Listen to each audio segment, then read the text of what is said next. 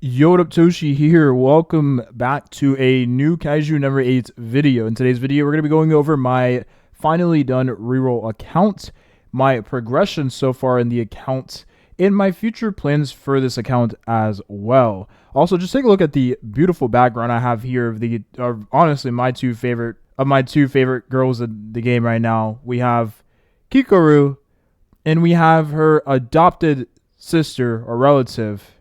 Wait, what was her name again? Sagan Shinomiya. I believe it's Sagan Shinomiya. Anyways, let's hop into the account and I'll yap a bit about the game itself and my experiences so far. So let's go over to the characters. We ended up getting Reno. Of course, I mentioned me wanting this character on my reroll, and it was super important for me to start my account with Reno. If I didn't have this character, the reroll was not done, right? I would have to continue making accounts until I obtained the on-rate banner character, because you all know how rough it is to, like, we went over this in the gacha video, we went over this in the reroll video. Getting characters in this game, right, from the pity is rough. 250 pulls to guarantee the character is crazy work. So that's why I want to ensure that I have Reno as soon as possible, so that I can save this gem currency for the next character in case I don't get them leading up to the pity for said character. Reno is a pretty interesting character because he is just straight up a DPS, right? You can see the attacker icon right there. He's ice element. He just does a ton of damage. Also, I have not gotten this part of Reno in the season 1 of Kaiju number 8.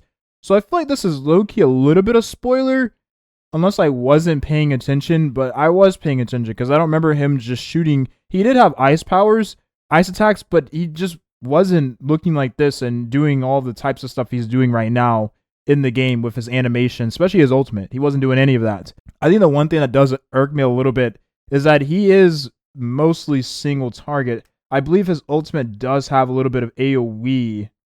Yeah, his ultimate is a blast attack, which is nice, but the rest of his attacks are single target.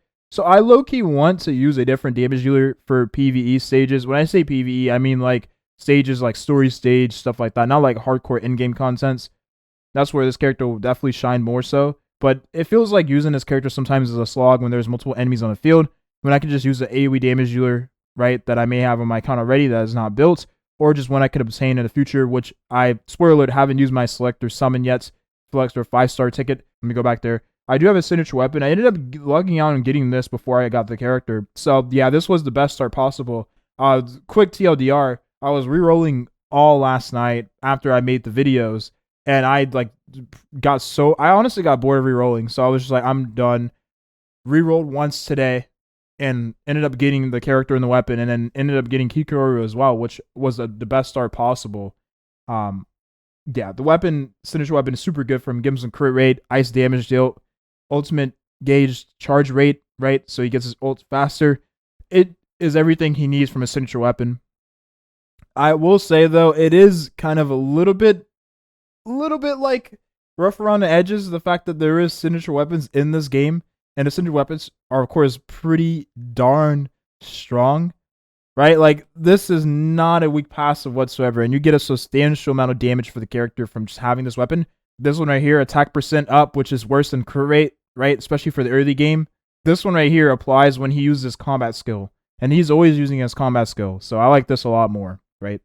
4-star weapons versus the 5-star is a night and day difference in this game. I also have Kikoru, who, again, one of my favorite characters from the anime.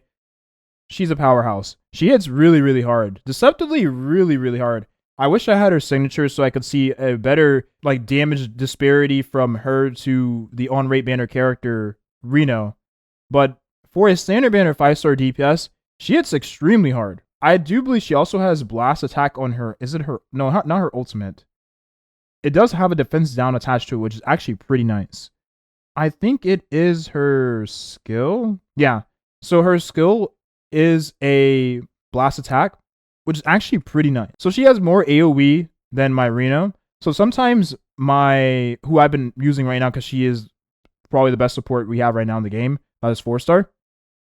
Mina, who's been giving attack. I keep doing this, man. Force a habit.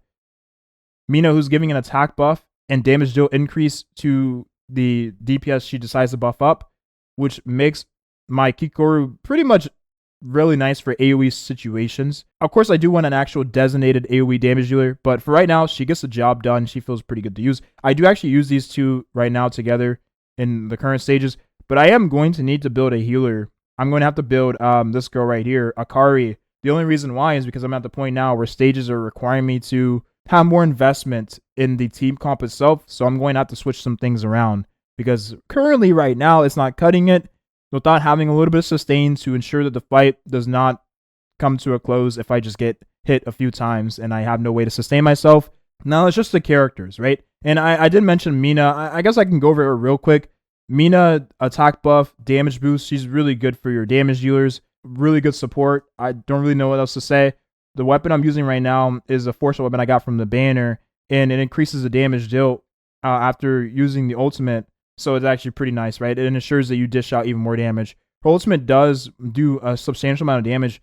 She actually does quite a bit of damage as a support. I'm not even going to lie. When she presses her ult, she does quite a bit of damage. But she is just there for the buffs, really.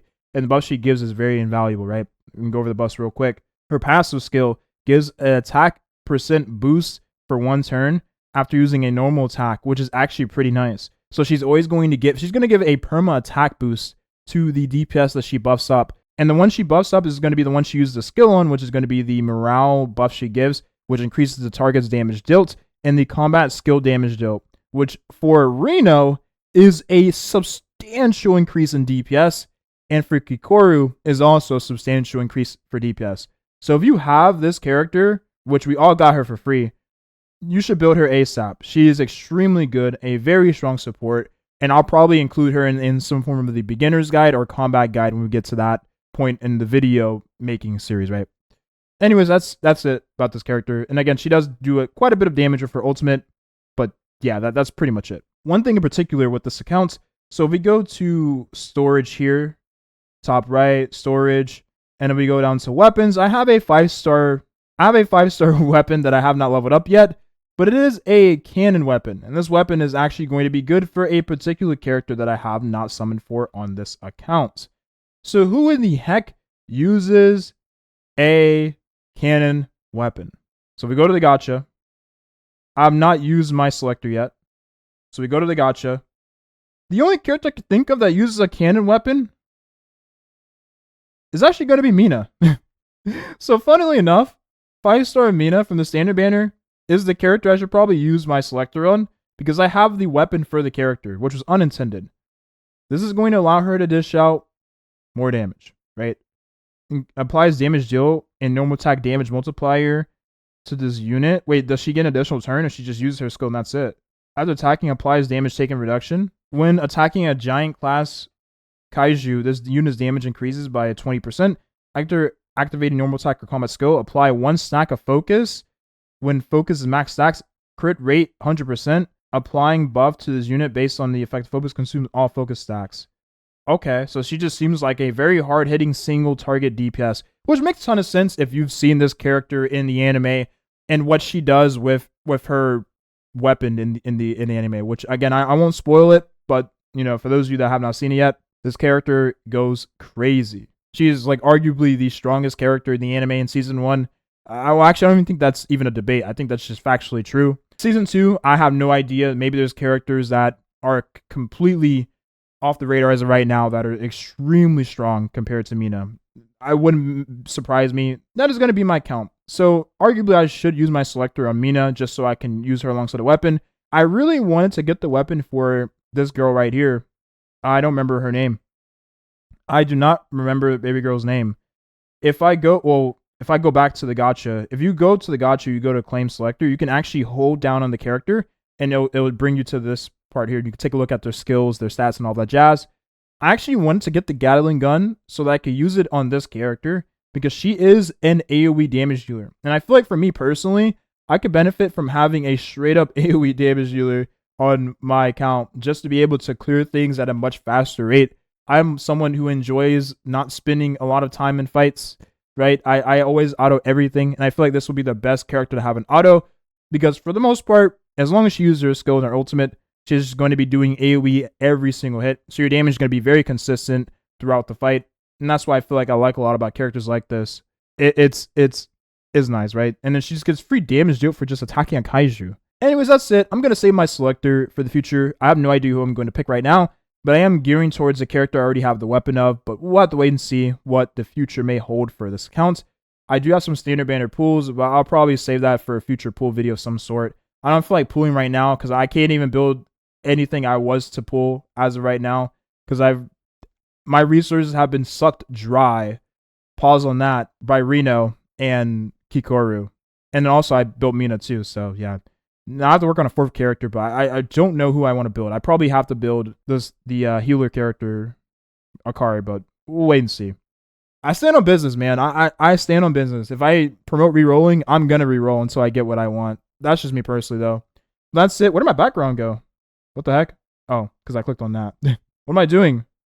There we go. That's it. Thank you for watching, and have a nice rest of your day. We'll have another guide video of sorts coming out later today. It'll most likely be a beginner's guide. I'll go more in depth into the features and the intricacies of Kaiju number 8, the game, and hopefully all of you take something out of the video that you can apply to your own account. Oh my god, is Sangan just absolutely caked up. This is a diabolical background to have. My goodness. Alright, bye-bye.